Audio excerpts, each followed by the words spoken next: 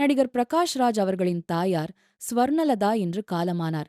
இன்று காலை அவர்களின் இல்லத்தில் உயிரிழந்ததாக குடும்பத்தினர் தெரிவித்துள்ளனர். இறுதி சடங்குகள் இன்று மாலை நடைபெற உள்ளது. கடந்த சில நாட்களாக உடல்நலக்குறைவால் பாதிக்கப்பட்டிருந்த ஸ்வர்ணலதா அவர்கள் இன்று உயிரிழந்தார். இந்த இழப்பு பிரகாஷ் ராஜ் குடும்பத்திற்கு மிகப்பெரிய துயரமாக உள்ளது. தாயை இழந்த வேதனையில் பிரகாஷ் ராஜ் கண்ணீர் மல்கியதாக தகவல்கள் தெரிவிக்கின்றன.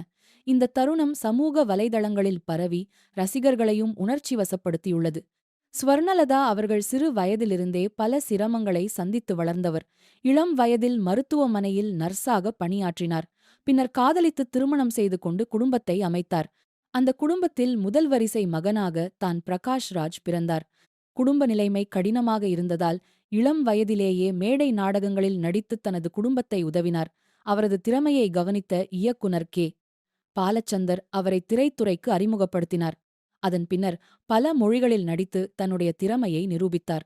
இந்த செய்தி வெளியானதும் பல திரையுலக பிரபலங்கள் சமூக வலைதளங்களில் இரங்கல் தெரிவித்துள்ளனர். சிலர் நேரில் வந்து அஞ்சலி செலுத்தி வருகின்றனர்.